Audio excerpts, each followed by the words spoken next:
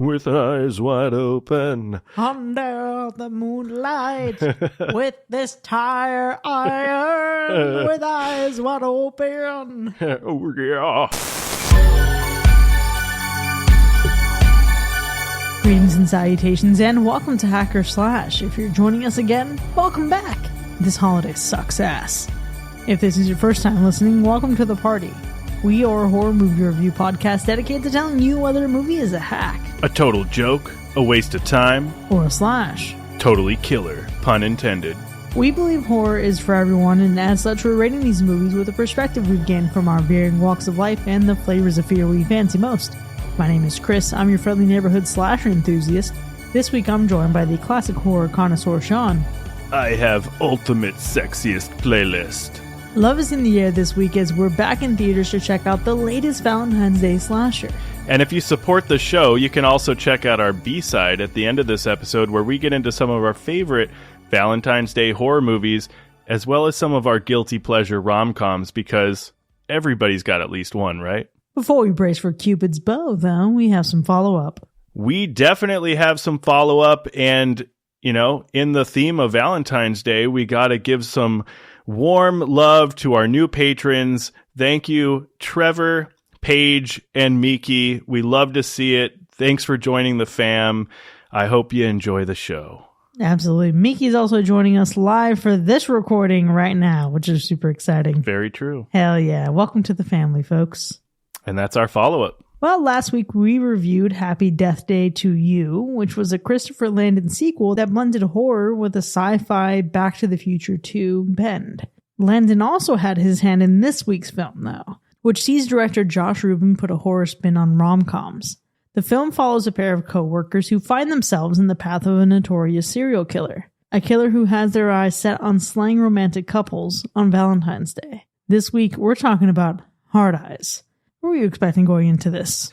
Honestly, I really didn't have a whole lot of expectations leading up to this movie's release. I think these holiday horror movies, especially these niche ones like the holidays that we don't automatically think of, like Christmas, Halloween, things like that, they can pretty much go one of two ways. But as we got closer to this movie's release, I noticed that it had a surprisingly high score on Rotten Tomatoes. I think when I first checked it, it had something like 92%, and then didn't check it today, but I think the last I checked it only dropped to an 84, which is where I think it is maybe now, somewhere in and around there, which is still pretty damn good for a slasher movie, right? Like, I think that's pretty cool. And I was also hearing that there were a lot of crazy and creative kills in this movie, so I was starting to really anticipate to get my money's worth of kills in this slasher flick. Listen, I saw the trailer for this, Sean,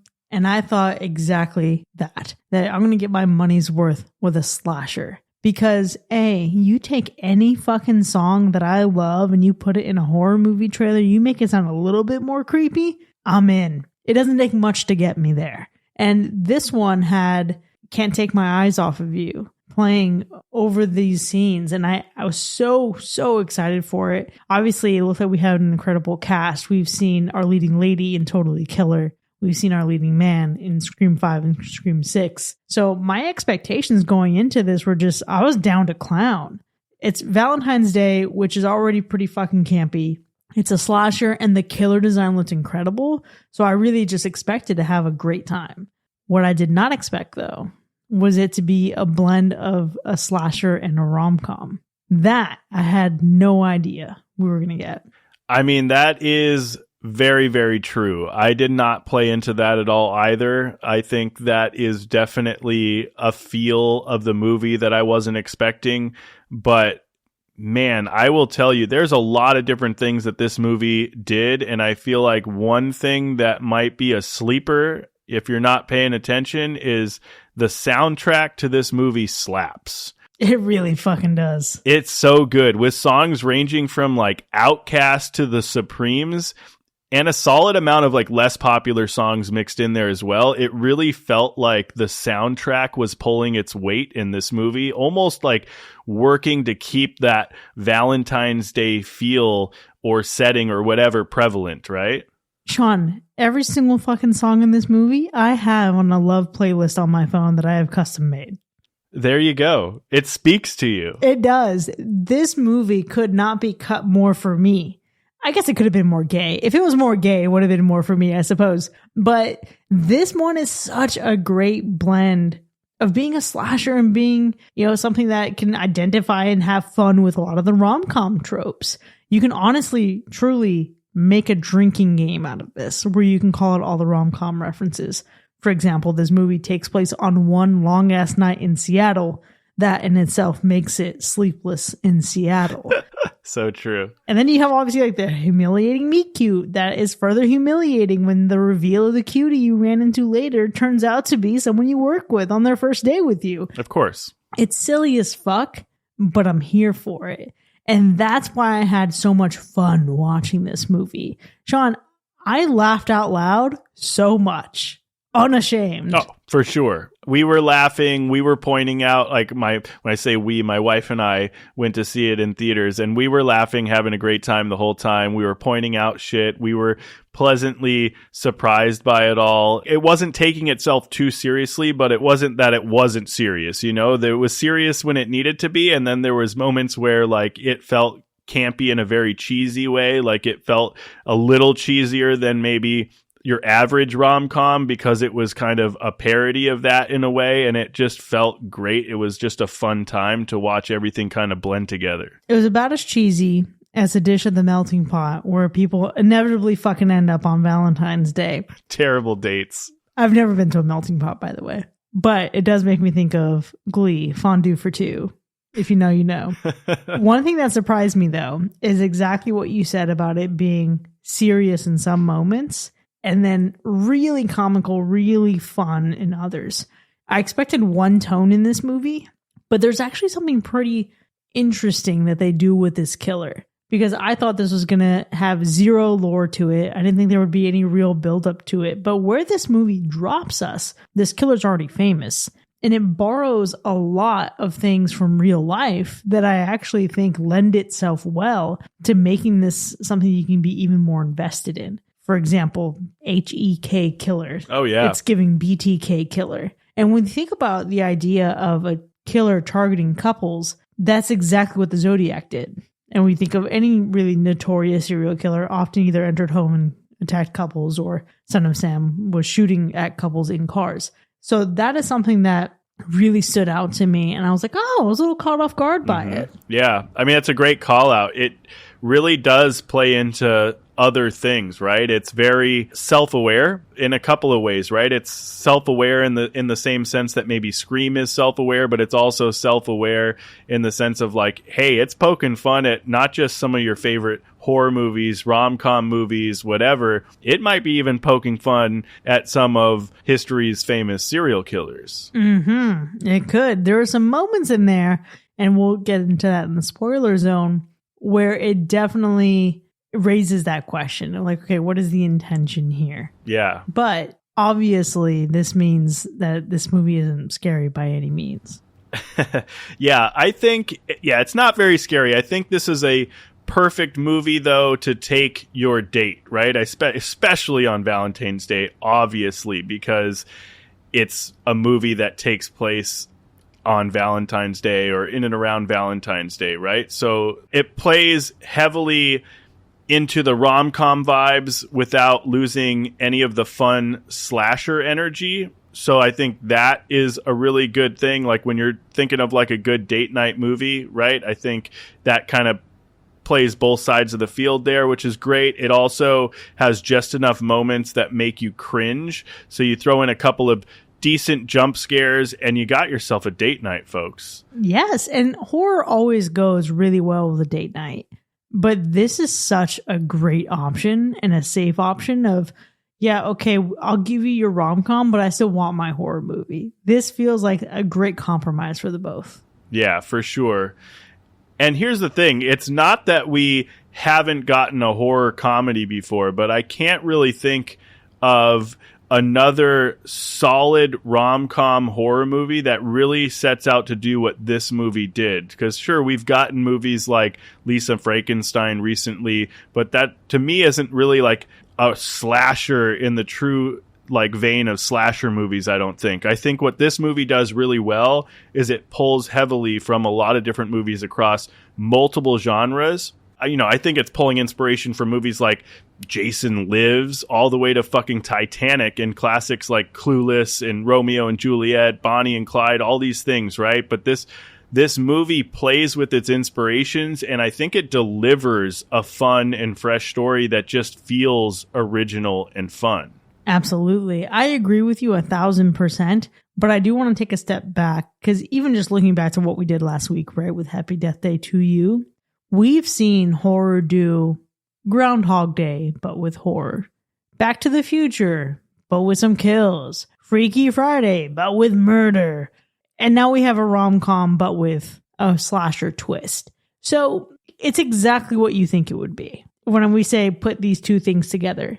The great thing, though, is that doesn't mean it's badly executed. Think of Freaky. I know, Sean, you hacked that movie, but I think it still had some polish and it was well done. Yeah. Happy Death Day to You. Happy Death Day. These are movies that have done pretty well for themselves. And I have to really go back and watch them all. But I think this might have been executed a little bit better than some of those. Yeah, no, for sure. Because I feel like there are moments that lean really heavy into this like romantic comedy vibe, but then it brings you right back into these, gory little quick kill slasher type feelings. And I think it does that really well. So you never feel like you're lingering too long in one feel or one genre.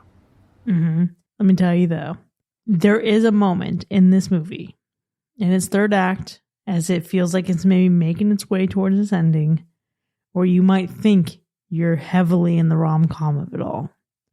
And that was the moment that the guy next to me in the theater walked out because he thought it was over. Yeah, for sure. I think the ending is just as fun and lighthearted as the rest of the movie was. I feel like we have fun revealing the antagonist in the third act, and when we get to the end, right, it leans more on the romantic comedy side of things, obviously, to your point, but I think it gives us just a fun little snippet in that post-credit scene that just really is fun. Yeah, the ending of this movie is lighthearted, it's fun, it's brutal. There is some fucked up shit that's going on in this ending. And I will say there is an element of the ending that makes it feel kind of like, okay. It makes fun of something that I think is very pervasive in this moment of modern dating. And so there's that whole element of it. We'll explain that in the spoiler zone. There is a small element of it that disappointed me slightly, but I can't wait to see how we actually rate this movie. Now, before we actually score it, Sean, how would you describe the gore score? Yeah, I mean, this movie delivers, I feel like, a well-balanced amount of gore mixed into its romantic comedy feel. I think it dishes out a heart-stopping bouquet, if you will, of kills, utilizing a variety of different weapons, as if we were opening a heart-shaped box of assorted chocolates. So whether you like something sweet or something a little more salty, there is the perfect amount of gore for everyone, earning this one a medium splatter of blood and gore. And what about the animal report?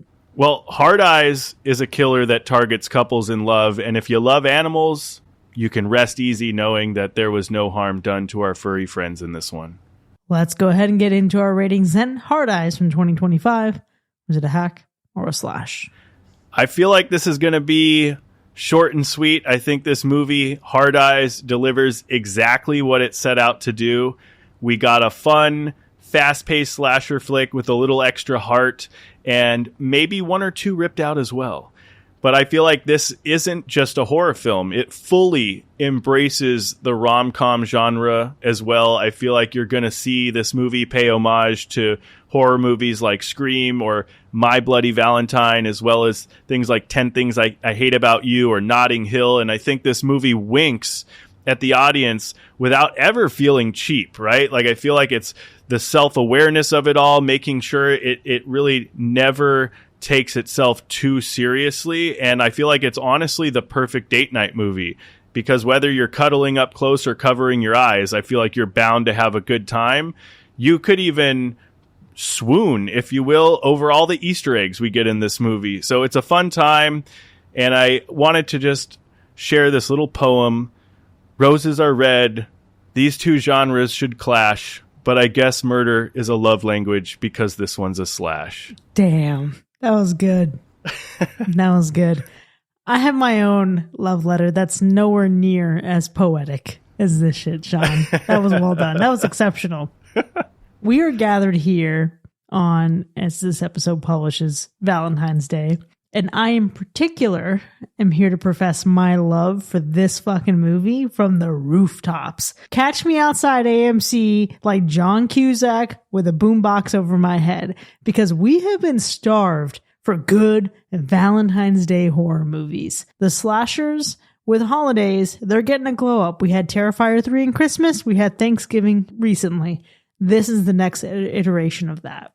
As a slasher enthusiast, I still enjoy them, but the best one by far for Valentine's Day has been the original My Bloody Valentine. Harry Warden, the miner, he deserved a better modern remake. This movie infused joy into me, which is such a difficult thing to do. This movie was violence with a touch of romance. It was dread with a serving of optimism. It was the fantasy of finding love when you least expect it, juxtaposed with the hopelessness of dating and moving on from some fucking loser who wasn't great for you in the first place. It's genuine. It's heartfelt. I laughed so much in this movie. I fell in love with the characters, and I took it exactly as seriously as the movie wanted me to, which, like you said, Sean, was not very seriously at all. This movie was made with a love of horror and a love of romance, but above all else, it was made with fun. Even when it addresses some infuriatingly real and relatable takes on the horrors of modern dating. This is the best mass appeal slasher we've gotten in a while. The kind of slasher that you can take anyone to, which is why it's a perfect slash in my book. And with that, Hard Eyes from 2025 has earned a universal slash. Now, I will say, I don't think Binks would have slashed this one, so we'll see what they have to say for themselves, her and Mac, in the end of your episode.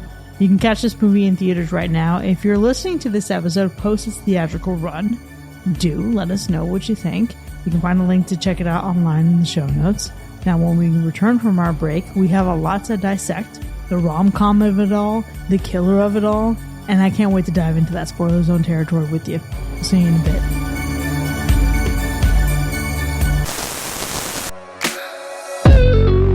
Looking to take your love life to the next level? How about the final level? Introducing Till Death Do Us Part. Extreme couples experiences, the killer way to explore your deepest, darkest desires. Because nothing says true love like fear-induced adrenaline and light to moderate blood loss. Tired of boring date nights? At Till Death Do Us Part, we help couples explore their wildest fantasies, from mildly thrilling to absolutely spine-chilling. Bondage? Sure. But we're not talking about some silk ties. We're talking about experiencing actual chains and ominous restraints in an abandoned warehouse. Knife play? Cute. But have you ever tried escaping a masked figure while handcuffed to your partner? Voyeurism? We've got you covered because Hard Eyes is always watching.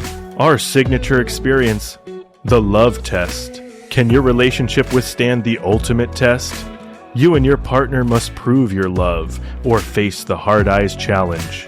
A customized pursuit scenario where one of you might survive. Book now and get a free safe word package. Not that it'll help. Till death do us part. Because nothing screams commitment like screaming for your life.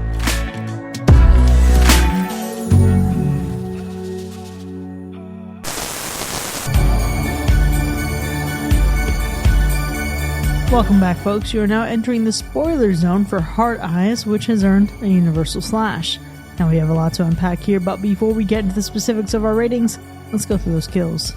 Listen, if you're here for the body count, don't worry, because this one definitely slashes expectations. We have a solid 46 official kills in this movie, and let me tell you, this was not the easiest kill count to keep track of. Chris, we were talking about this. You had seen it a little bit before me. You kind of braced me. You're like, hey, get ready, this kill count. There is a good amount of couples that get killed that were mentioned on various news channels, but they did not specify how many in some of these segments. So I could only really work with what I got. Either way, we had a good amount of kills in this movie. Some of them were quick, but some of them were creative and cringy enough to make even the most seasoned horror fans blush. So I gotta know, Chris, which one of these kills did you love the most? Holy shit, I loved all of them. That's my problem, Sean.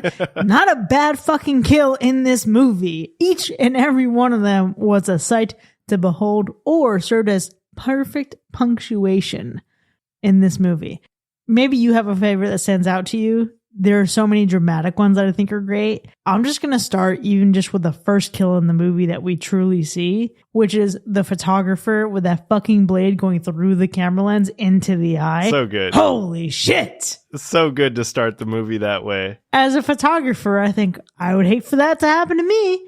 I mean, yeah, definitely. It happened so fast that if you blinked, you were just going to see the aftermath. So that's definitely one, like, brace yourselves.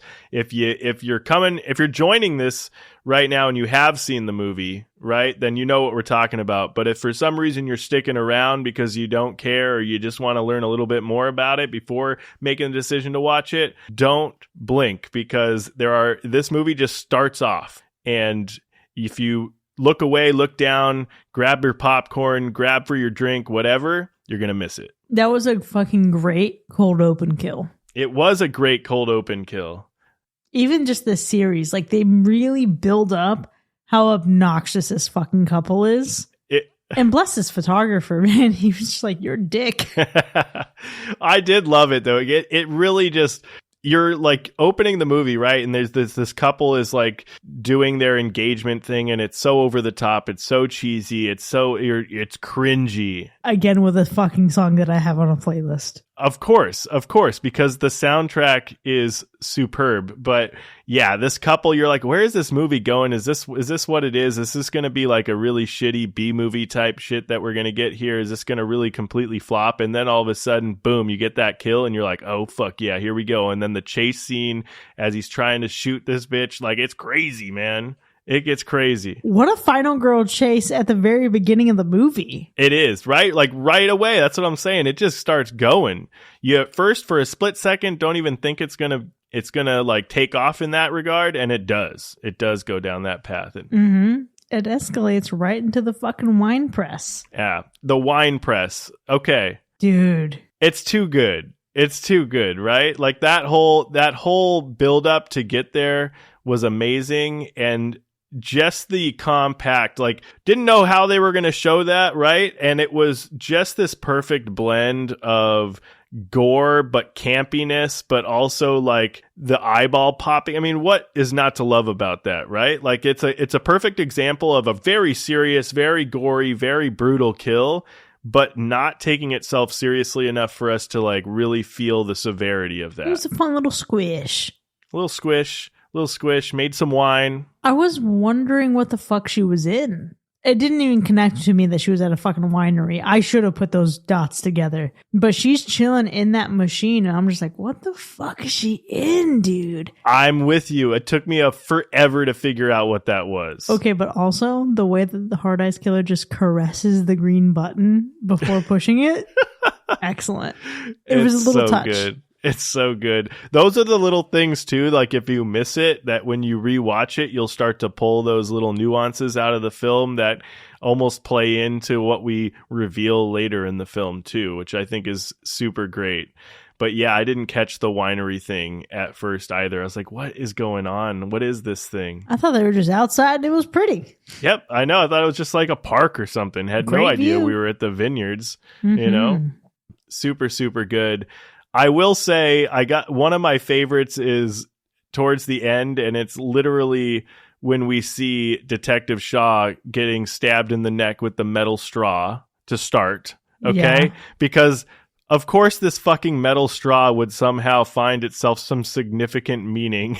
Planet saved. Planet saved. And how fucking adorable and cheesy and disgusting is it that this little rom-com fucking meet cute joke from the very beginning of the movie has circled its way back to be a murder weapon. Of course. The great part here. It also proves that anything can puncture anyone with enough force. It is true. But it's not even just the straw, because that is the thing that kicked it off. And I was like, oh, perfect. I almost called it as it was happening. I was like, it's going to be the fucking straw. And it was the fucking straw. But then to get forced onto that statue and be like impaled through the neck and slowly like decapitated as you fall off of that. And it's a statue that's holding a severed head, or it looks like it's holding a severed, like everything about that was just perfect. Okay. What makes it even more perfect is the first thing that I thought of when I saw her being beheaded was Mason Gooding's character in Scream 6. While they're doing like the fucking Randy speech, he's saying beheadings. And that's all I have now. I have just hearing fucking beheadings in that whole scene. Oh my gosh. That's great. That's absolutely a fucking great kill. I also want to like throw it back a little bit to the drive-in. First, what a great fucking scene. What a great location. I love that we circle back to the drive-in. I love the drive-in in Salem's Lot. I think we did it even better here. They're playing the Philadelphia Story. Fantastic film, right? Come on. But let's also look at this. We had the homage to the Texas Chainsaw remake with a tire iron through the fucking boyfriend, then doing the Paris Hilton of it all from House of Wax, putting her head down, penetrating to fucking reveal this whole hole in her face, then zooming out from that hole. Incredible. It was like the classic van kill in Texas Chainsaw Massacre. That was a gunshot wound. This is a tire iron. It was so good. It like the whole moment of that happening, one was brutal and it was fucking awesome. Everything about that scene was awesome, which we may even get to later. But that was a great kill, both kills back to back. But I even loved the shot that we get when they come back to get the tire iron as a weapon and pull it out. And like the sword in the stone. Like the sword in the stone. Ari said that. She was like, is this the sword in the stone? I was like, it has to be the sword in the stone. And it's just the face, like as you're looking up and this dude's face, this hippie dude's face is like with his eyes wide open and everything. It just is with eyes wide open, you know? Under the moonlight with this tire iron with eyes wide open. Oh, yeah. I also think we got to talk about Detective Hobbs and the machete chop to the dick. The dick chop. Yeah, listen, we're here for it. Hot dog slice. Let's go. This one was like, oh, yeah, you want some chopped sausage? Here we go. We're ready for you. That was absolutely great. But man, just a lot of really fun kills. So many. And here's the thing, though. Before Detective Hobbs gets chopped in the dick, we hear what we think is Detective Shaw. But the fact that you don't see Detective Shaw immediately gives away that she's involved. That was definitely a moment. For some reason, I was getting those vibes early on in like the interrogation scenes that I was like, I feel like she's maybe in on it. She's acting a little sus. You know what I mean? It's very, I'm getting a weird vibe here. What about, was it that cop that got impaled with the flagpole and lifted in the air? Yeah. It was very much even reminding me of Halloween Kills when Michael Myers stabs a firefighter and lifts him up. Yes. Yeah, absolutely. So fucking good. It was too good. That was a great moment, but also the lead up to that moment where our main girl, Allie, has his flagpole and she's like, oh, God bless the USA. It was just like these little moments of comedy. She was so lovable. She was super lovable. Definitely. Why did I feel like I got like the Jason Lives vibes out of Eli's death? Because you got exactly Jason Lives. The director was heavily inspired by Jason Lives. It felt like I was in a Jason Lives movie. Yeah, he absolutely did. There's a whole article I'll actually link in the show notes where he talks about A, his love for that movie, and B, how it served as his inspiration because this is his first slasher. He's done other horror movies, but this is his first slasher. He also had the stunt actor watch Jason Lives as well. Yeah, everything was just so perfect. Like it makes total sense now because I was like, holy shit, this is like really paying homage to that movie. Mm-hmm. And what a specific movie to pay homage to.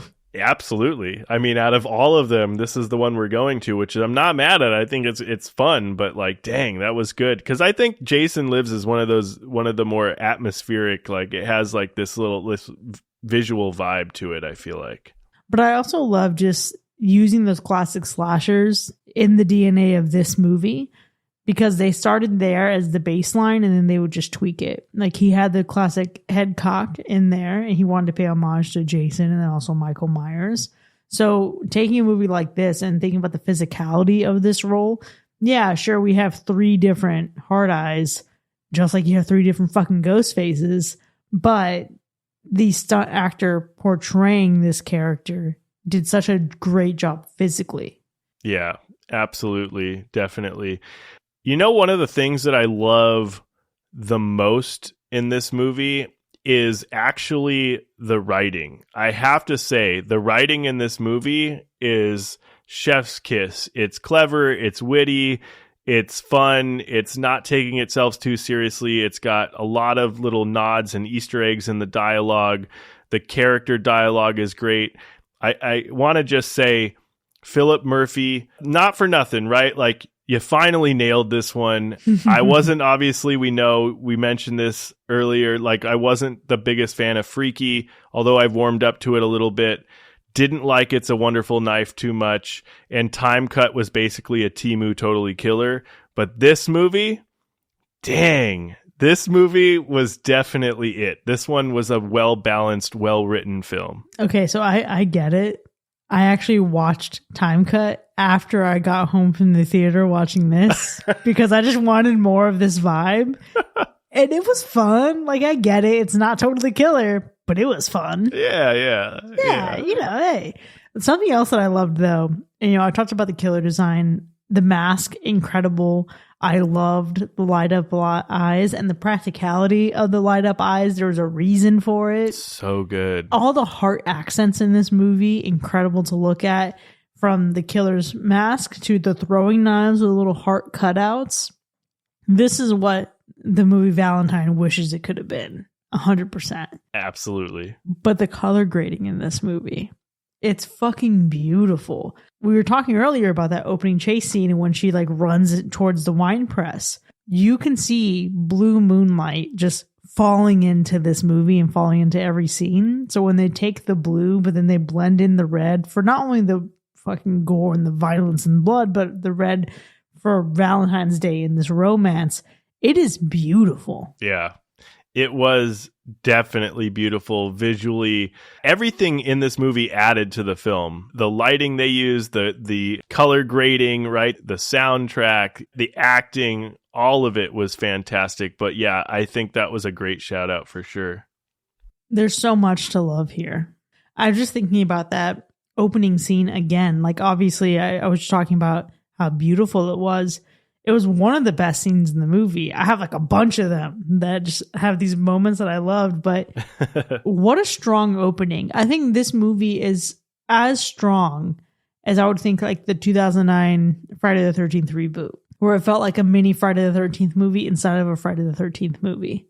Granted, this movie I think has a great movie that follows its cold open, but just the length of those kills, of that chase. I mean, you're totally right. There's so many, like when you just look back at like anything I jotted down that I absolutely loved in this movie, from like even just scenes or moments, there's so many little moments throughout this film that I quickly jotted down that I thought were absolutely fun, hilarious.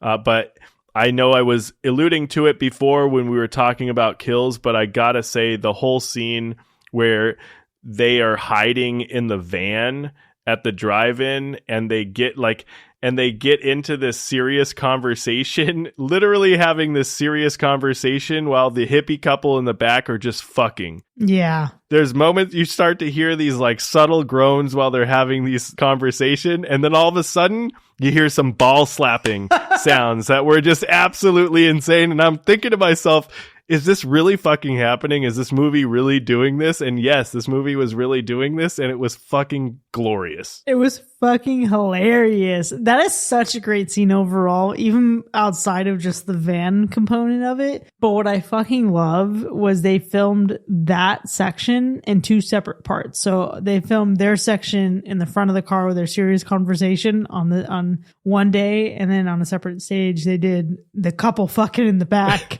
But while they were filming their serious conversation, they had the director in the back just doing all the crazy sounds. So they were just actually responding to something. It's fucking hilarious. Oh, that's fucking great. It is. But oh my gosh, just that drive-in scene. We have Heart Eyes showing up on the scene.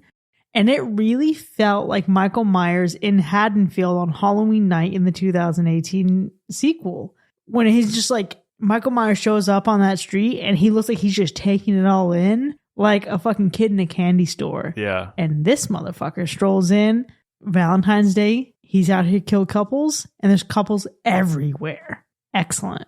It is excellent. And I think those moments, even when you're tying it back to Halloween, right? Like, I feel like there are these moments where I feel like it's a little bit, it takes you aback, because when you're watching these slasher films, usually the MO, right, is for this antagonist to be kind of lurking in the shadows and just waiting for the right moment to surprise you and kill you, right? But these moments where we're just kind of walking through this mass of people, and people are like, oh my God, is that the Hard Eyes killer? Oh my God, people are starting to notice, and you're at this point where you're like, I don't give a fuck. I'm here. I'm going to start slaughtering people. Yeah, okay, but there's the whispers, but then also remember in the beginning of the movie, these kids are fucking walking around with a Hard Eyes Killer mask. Right. So now it's like Scream. And there's a glorification of it. It's like Scream, but also, like, not for nothing. Real example, Luigi, who shot the CEO of United Health. How many people that day and later in the weeks after were A, thirsting over him, but then B, dressing up like him in a lookalike contest? Yeah, that's crazy. You think, oh, that's so campy. It's so far from reality. And then you see, oh, wait a second. People would probably actually do this. So for him to walk around there, it's a little bit of like, okay, people are assuming that this is just another big fan of HEK. Yeah, that's true. Everything stems from something. You know what I mean? Definitely. There are some lighthearted moments, too, that I think are really hilarious. Towards the end, very small moment towards the end, when the ambulance is there and the paramedic, she comes up and she's at the end and she's like, got another call. I got to take these blankets and starts taking the blankets and dips. I was like, what the fuck? I don't know if that happens in real life, but that is fucking hilarious. Like, that was fucking hilarious. You've had your time with these blankets. I got to go. Listen, when you cut government funding like this, you gotta just fucking, put it all together. Yeah. Okay. Speaking of those hilarious moments, there's a few that really stood out to me in this movie. We have Allie and Jay in her apartment, and Miki pointed out in the chat, the apartment scene gives Scream 6 in New York. Ooh, yeah. But we have Hard Eyes being in the closet. And that felt like, again, the 2018 Halloween when Vicky goes to the closet and sees Michael Myers there. But this bitch throws a vibrator at him. The vibrator. And then the fact that it starts vibrating, oh my God, it was amazing. The fucking vibrator. Holy shit. I was not prepared for that. Yeah. It was not. But again, that's just how great this movie is at being fun and lighthearted and then switching you right back into a fucking horror movie. Because how many times do we have these rom-coms where someone has to discreetly try to hide something that they don't want someone to see? All the time, right? But it's sometimes it's like we did play with like cleaning up the house and all of that stuff, but holy shit, when we just like honing in on the fucking vibrator that's sitting on the bedside table, and then later on it's fucking hits the floor and starts vibrating too. Like, we just kept getting those moments. Mm-hmm. Yeah. Another moment that I really loved, Monica and Allie in the bathroom reading their reactions to the campaign. Oh, yes. First off, Monica is fucking hilarious. So we get this scene where it jumps from like the bathroom to then them out to eat. And she's talking about Jay, whatever. But when Monica's reading a comment, she says, as someone who may die someday, I find this campaign tone deaf and borderline ableist. And it was just the level of like the high quality writing in this film really shined in that fucking moment. And then her delivery of every single line. Yeah. She doesn't have a sugar daddy because that's problematic, but she has a sponsor. And then the greatest burn I think I've ever heard. Imagine someone saying, you look like a before picture. That was a good one. That was a glorious quote. I had that one written down as well. Oh my gosh. Great burn for sure. Loved it. There was also a whole boardroom meeting of the whole company, and they have Tommy reading the reviews, and it's just like so negative and terrible. And he just keeps going off on like how shitty this project is and how much people disliked it. Was so over the top. I loved this whole thing where Crystal's talking about this campaign is certainly ill-timed. Yes. And it's just this reality of like, how many times have you gone up the chain and gotten something approved, or it was someone else's idea, then it all just fucking rolls back down onto you. It fucking sucks. We've all been there. We have for sure. I mean, listen, you got a killer on the loose attacking couples, and then you're putting together a pitch for a campaign that just shows couples dying. I mean, yeah. It is the reality of fucking corporate marketing. It's terrible. But Crystal also saying, if you could do me a huge favor, shut the fuck up. Yep. Every character in this fucking movie has such a great place. Definitely. They definitely do. Oh man, remember that crossword scene moment? Like 5-letter word for dog Ends ending in H. Bitch. Female dog. Oh yeah. Oh, it was that does so good. work. I think about even another supporting character in the meet cute scene towards the beginning of the movie. We're meeting Allie for the first time. We get all the lore of the killer. We see the news reports, etc. But then she's there making a very complicated, or waiting for an order for a very complicated drink. Jay has the same drink, and the barista is like, it's actually a very calming drink. Move, we're busy. Yeah. Like, they think it's something special and cute, and then he's like, get the fuck out of here. I always do hear about people's reaction when they're so fucking sick of people making these complicated ass drinks thinking they're special, but it's what everybody gets. Yep. It's so true. You get so jaded that you're just like, you can't even be happy for the person, even though that's like their one happy drink. It's so true. I've been there. I made a lot of drinks for Starbucks back in the day. Oh, yeah? I did. I was a little barista for quite some time. Little barista boy. Bless you. Look, obviously, I know we've talked a lot about these incredible scenes, but I think these scenes really come to life because of how fantastic the performances in this movie are. I think starting with Jay and Allie. Dude, Jay and Allie were a great couple. Even by themselves, they were great, because I feel like Jay was at first so cringy good. You know what I mean? Like, just way too good that you just couldn't buy into him at all. Yeah, he was really a strong red herring. Okay, yeah. Because you think he's like a dream guy. He's too good to be true. He can't be real. But he gets funnier and funnier as the fucking movie goes. And I also love, okay, yes, it would be too apparent if Jay was a killer, because they also call him the consumer Cupid. So having this double life of someone who's very financially wealthy because of Valentine's Day, and then also fucking hating Valentine's Day or killing couples, that would be interesting.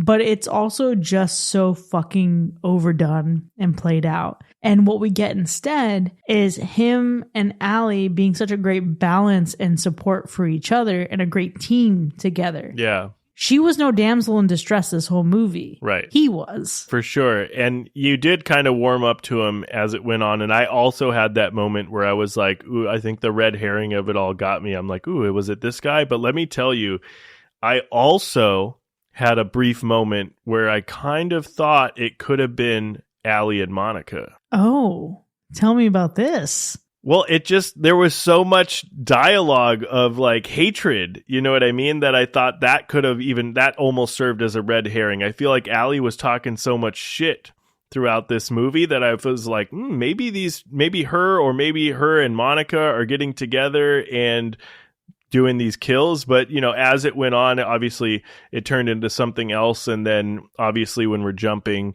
different cities and things like that, maybe it didn't really add up because there was no hint to them not being anywhere other than where they were. That's true. But I did think for a split second that could have been an interesting angle. That could have been an interesting angle indeed, and I'm not mad at it. When they found the ring with the initials on it, I never thought that it belonged to Jay, because to his point, who the fuck has their own initials on a wedding ring? That's fucking dumb. Yeah. But I thought, oh, is this Jay's ex? Like, is there a bitter lover or ex-lover here? And maybe she hates Valentine's Day or he hates Valentine's Day because of this being such a big part of Jay's life, and they're out for revenge, and then they really just stalk him at his jobs. That could have been something. But I like that it was neither of those things. I don't really love the killer options that we got. Like I mentioned earlier with Detective Shaw, it was pretty obvious that she was involved when you don't see her die in the hallway.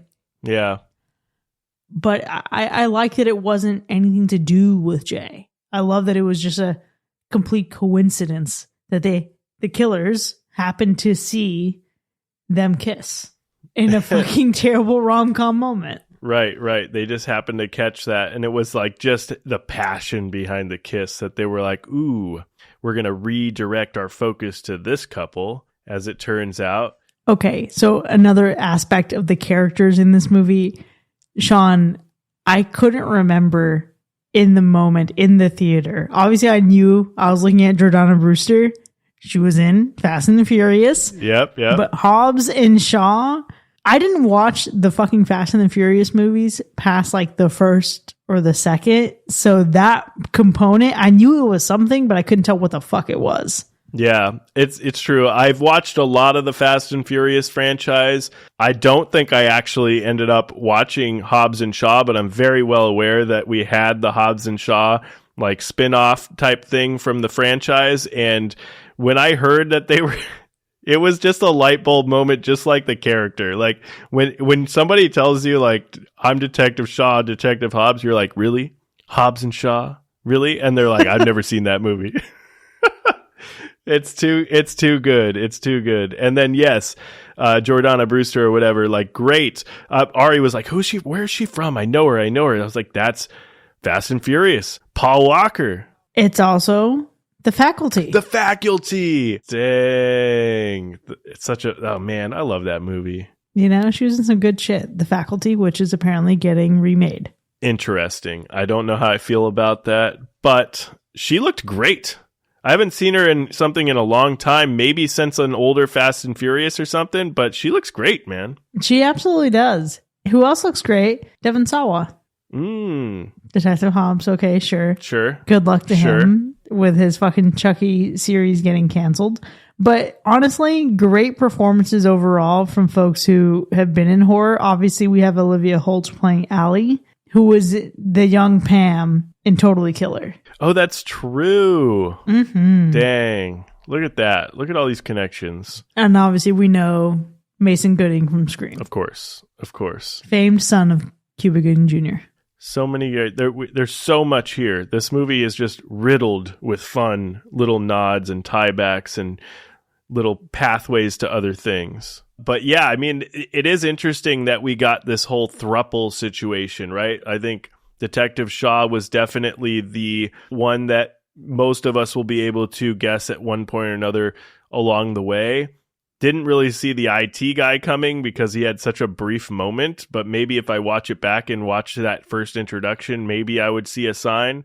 They had the couple thing and then throwing in that they had Eli or whatever. He was in love with the idea, like a mega fan. Mm-hmm. That whole thing is ridiculous. It is. And I do think it's, for me, the worst part of the movie. But I see why it's there. I just don't like it. So yeah, I think it plays and it almost like pokes fun at a couple different things. It's almost like the ethical non-monogamy of it all. Every time I'm on a fucking dating app, if I go to the relationship style, fewer and fewer people are just down for monogamy. Yeah. Now, people who this works for, like I have plenty of friends who are very much they're either poly or just like into ethical non-monogamy. Good for you. That's great. It's just not something that I think would ever really work for me. But that's what it felt like it was poking fun at. And I don't know that it worked for me. Gotcha. Yeah. You know what I mean? Like, it wasn't as funny as I hoped it would be. I gotcha. Yeah, I'm with you. I don't think it turned out to be super funny. I think the idea is ridiculous. I don't think they played into it enough for it to be funny. Yeah. You know what I mean? It was just the reveal of it, and they kind of told it, and it was that. I don't mind the couple of it all. I don't mind that they got off on this, like it was their fetish or their kink, right? Like that I kind of like. That angle is great. But I don't know that there was a reason to add the third. Yeah, the sexual angle or the sexual fantasy of it all is very aligned with what we've seen with different serial killers, etc.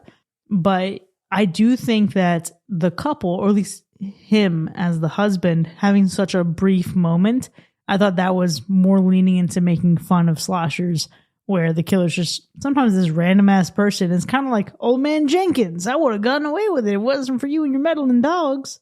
So again, to your point, right? The third, I think it serves to set up the shift that we get from thinking the movie is over to then, oh shit, wait, there's two more people we have to deal with. It's again, the three ghost face, but I could have done with something different. Yeah, I get you. I do also really want to point out very quickly that I think that the CEO boss lady, Crystal, she kind of looks like Steven Tyler. She kind of has a Steven Tyler look to her. Just a little bit. Just a little bit. You're not wrong at all. I just had to point that out. But yeah, there's not a lot to dislike in this movie. I think obviously adding that third killer was kind of a little bit off-putting. And if I'm really trying to pull something out of here, I really, really, really enjoyed some of the really creative kills that we did get in this movie. And it's not that I didn't enjoy some of the quicker ones, you know, just like a little knife to the face or a knife to the gut or whatever, right? Passing that dude in the drive-in. You just happen to be a bystander. You got. But I feel like if we maybe played in a little bit more, gave us a couple more really more lingering creative kills, maybe playing into the Valentine's Day themes a bit with the weapons and whatnot, I think that could have been pretty interesting. So I don't know if not getting that is one of the worst parts, but that's just a personal opinion. Little carve a B mine in your chest, you know? Ooh, cute. Mason Gooding talked about how he thinks it could be the start of a great franchise and he would make these movies for the rest of his life because he had so much fun doing it. I would love to see more of that, to your point, in the upcoming films. But for this movie, every fucking year, hands down, injected into my veins. I'm here for it. I can't wait to watch it again. And I particularly can't wait to watch it again to go back and catch some moments that completely just, it washed over me in the moment in the theater. I was laughing with it. I loved it. But then there was so much good in this movie that I was trying to remember that I forgot some of these things. Like I'm even thinking about Monica's monologue or her rant at the end of the movie where she encourages Allie to go get Jay from the airport, and she's listing in so many rom-coms in her rant. I want to go back. I can't wait. I'm going to go see it on Valentine's Day, and I'm going to just like really soak in that moment and just dissect it for what it's worth. Damn. That is so true. There's a lot to rewatch in this movie. I wish I was seeing this movie again. I probably won't see it in theaters again because there's too many other things to go see that I got to fit into the schedule. But there is so much to see with the rewatch. There's a lot of great Easter eggs and nods to so many films. It's super fun. There's little things that you could easily miss that there may be a couple things that I did miss. You know what I mean? And I do want to rewatch it. I agree. I think this is a movie that we can definitely put into the lineup for February when you're thinking of getting into a nice Valentine's Day love type horror flick. This is the perfect one to throw in there in February. I hope I watch it before next Valentine's Day, but time will tell. Well, time will tell indeed. And for now, there you have it, folks. Hard Eyes has earned a universal slash. Now, we certainly had a lot of love and a big robust discussion about this movie, but the conversation doesn't end here by any means. It sure doesn't. If you have heart eyes for us and want to find out how you can go further than this episode alone, consider supporting the show by visiting patreon.com/hackerslash, where you can enjoy even more of the show, including bonus content with early access, extended episodes, movie nominations, and live shows. But listen, folks, we're a cheap date. We don't need elegant chocolates, fine dining, or expensive flowers that are just going to die in 12 hours. Just leave us a 5-star review wherever you get your podcast, because that is the kind of shit that helps us continue to deliver great content for all you horror fiends out there. We'll see you next time, folks. And remember, whether you're with a partner or looking for love, stay vigilant this Valentine's Day. Sorry to stalk and run, but I'm trying to make this yoga class.